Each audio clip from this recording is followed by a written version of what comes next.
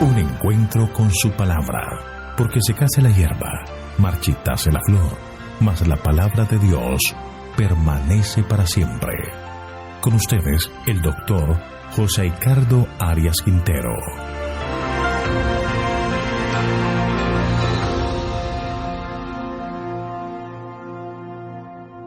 Hoy vamos a estudiar Mateo capítulo 6, segunda parte, sobre la limosna. Te invito a orar. Padre nuestro que estás en el cielo, gracias te damos, Señor, por tus cuidados. Gracias por este día que nos regalas. Esperamos poder caminar contigo y que tú nos guíes cada paso en el que transitamos. Te pedimos, Señor, en este momento que al abrir la Escritura, tú seas nuestro maestro, nuestro guía, que tu Espíritu Santo nos dé entendimiento para poder aplicar estas lecciones a nuestra vida. Lo pedimos en Jesús. Amén. En el capítulo 6, Jesús pasa a los aspectos prácticos de la justicia. De esta manera, el reino de los cielos es una vivencia constante del cristiano. Tres grandes pilares sobre los que se asentaba una vida buena según los judíos. Jesús va a tomar algunos de ellos y va a tratar de darnos lecciones espirituales: la limosna, la oración y el ayuno. Estas prácticas, que deberían ser motivos de crecimiento espiritual y desinteresadas, pueden ser usadas de manera errónea. Vamos entonces a estudiar la primera ilustración, que es la de dar limosna, o también cómo no dar limosna. Mateo capítulo 6, versículos 2 al 4. Vamos a estudiarlo por partes. Leamos el versículo 2. Cuando pues des limosna, no hagas tocar trompeta delante de ti como hacen los hipócritas en las sinagogas y en las calles para ser alabados por los hombres. De cierto os digo que ya tienen su recompensa. Dar limosna era una práctica religiosa recomendada en el Antiguo Testamento. Por ejemplo, Proverbios capítulo 19, versículo 17. Servir al pobre es hacerle un préstamo al Señor. Dios pagará esas buenas acciones. Proverbios 28, 27. El que ayuda al pobre no pasará necesidad. El que le niega su ayuda recibirá muchas maldiciones. Se supone que en Israel no debían haber pobres. El espíritu de solidaridad debía existir en el pueblo de Dios, pero lamentablemente el egoísmo es un asunto terrible que hace que el plan de Dios no tenga efecto en la vida. El Señor Jesús les dice: cuando den limosna, los judíos atendieran a los necesitados con contribuciones impuestas a los miembros de la comunidad según cada uno pudiera pagar. Los fondos así logrados eran aumentados por medio de donaciones voluntarias.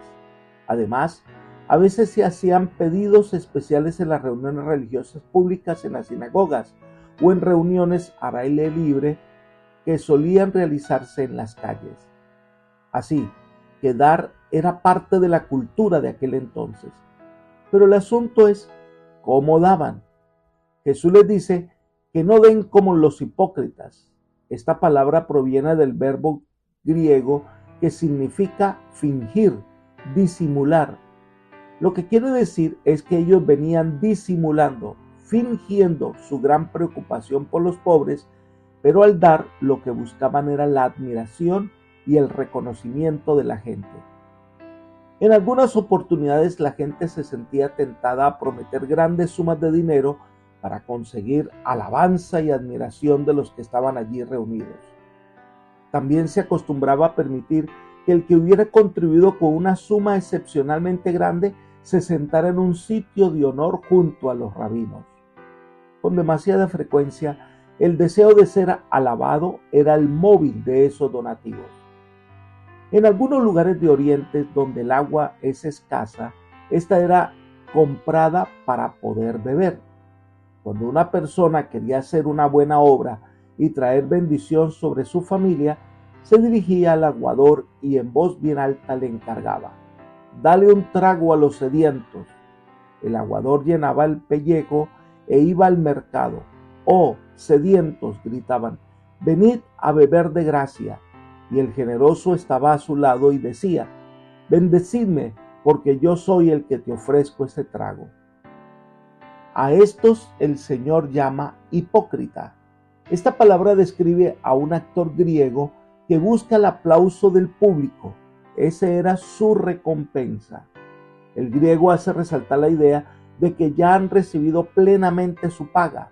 El verbo griego que aquí se traduce tienen aparece con frecuencia en recibos escritos en antiguos papiros griegos donde significaba cancelado o recibido. Jesús dijo que los hipócritas ya habían recibido todo lo que habrían de recibir.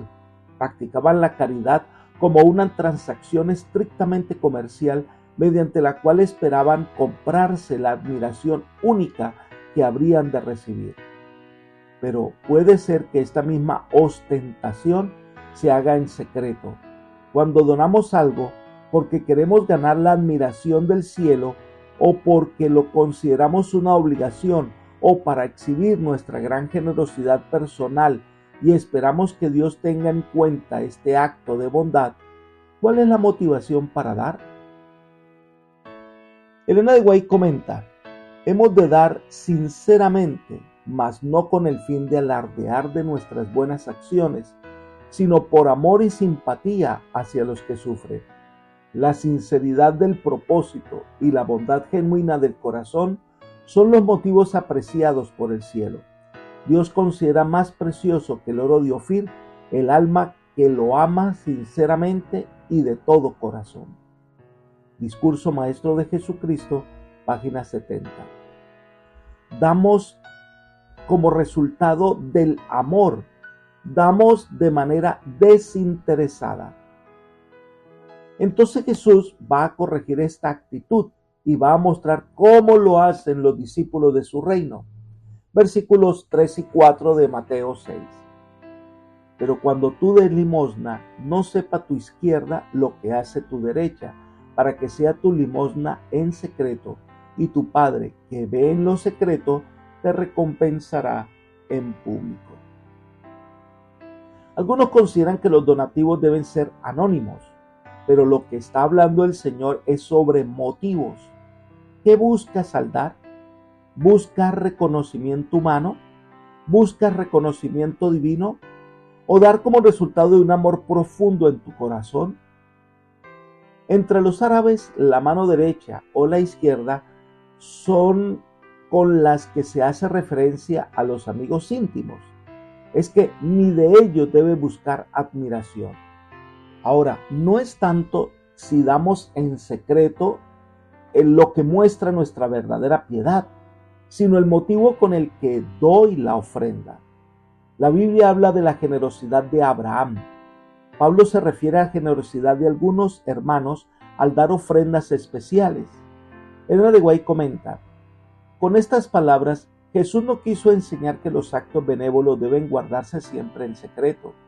El apóstol Pablo, inspirado por el Espíritu Santo, no ocultó el sacrificio personal de los generosos cristianos de Macedonia, sino que se refirió a la gracia que Cristo había manifestado en ellos. Las propias palabras de Cristo expresan claramente lo que quería decir, a saber, que en la realización de actos de caridad no se deben buscar las alabanzas ni los honores de los hombres. La piedad verdadera no impulsa la ostentación. Los que desean palabras de alabanza y adulación y las saborean como delicioso manjar son meramente cristianos de nombre. Discurso Maestro de Jesucristo, página 70. Cuando el Señor dice secreto, es una palabra que se refiere a la cámara de los secretos. Esta se encontraba dentro del recinto del templo, donde los piadosos podían depositar sus dádivas en forma secreta y donde los pobres, de buena familia, podían ir a buscar ayuda para hacer frente a sus necesidades cuando no tuvieran otros recursos. No era un lugar donde se presentaba alarde por sus obras, sino que fielmente se realizaba por el deseo de servir. Yo lo compararía con las canastas de Dorcas, el lugar donde semanalmente podemos depositar nuestros donativos para aquellos que en circunstancias particulares no tendrían cómo sustentarse durante la semana. Y termina con una interesante afirmación: y tu Padre que ve en lo secreto te recompensará en público. Dios, que todo lo ve, aún lo secreto de nuestro corazón, nada está oculto ante Él. Por eso conoce nuestros motivos, lo que nos lleva a ser generosos. Y entonces dice, nos recompensará en público. Es como cuando Dios ante el tribunal del cielo le dice a Satanás: ¿has considerado a mi siervo Job justo, fiel y sincero? Dios podía hablar así de Job porque conocía su sinceridad y servicio fiel. Ahora, en el día del juicio, la obra de cada uno quedará al descubierto. En Mateo capítulo 25, el Señor destaca las obras sinceras hechas por amor, al hablar de la escena del juicio de las naciones. Y Elena de Guay afirma: los actos de bondad hechos en secreto ligarán los corazones y los acercarán al corazón de aquel de quien mana todo impulso generoso. Las pequeñas atenciones y los actos insignificantes de amor y de sacrificio que emanan de la vida tan quedamente como la fragancia de una flor constituyen una gran parte de las bendiciones y felicidades de la vida. Al fin se verá que la abnegación para bien y dicha de los demás, por humilde e inadvertida que sea en la tierra, se reconoce en el cielo como muestra de nuestra unión con el Rey de Gloria, quien, siendo rico, se hizo pobre por nosotros. Discurso Maestro de Jesucristo, página 71. Dios reconoce lo que hay en nuestro corazón y recompensa de acuerdo a la realidad de nuestra vida. Apreciado amigo y hermano, la verdadera lección que tenemos que tomar de esta reflexión que hace Jesús es sobre los motivos que nos llevan a hacer lo que hacemos. Dios quiere que la vida cristiana sea llena de fidelidad, pero también de sinceridad. Que los motivos que nos llevan a hacer las cosas sea el amor a Él y el amor al prójimo. Que las cosas salgan espontáneamente desde dentro de nuestro corazón. De nada sirve si hacemos grandes obras, si atendemos la necesidad de los pobres, pero no hay amor en nuestro corazón. Solo lo hacemos para buscar el aplauso y la admiración de los demás. Entonces lo que hacemos no tiene ningún sentido. La verdadera obra es la que se hace dentro del corazón. No es la cantidad, no es la número de obras que hagamos, sino lo que hacemos por amor a Dios y lo que hacemos para ayudar sinceramente a nuestro prójimo, a quien amamos como Cristo los amaba. Que el Señor te bendiga y te guarde y te guíe por sendas de paz. Es mi oración por ti. Amén.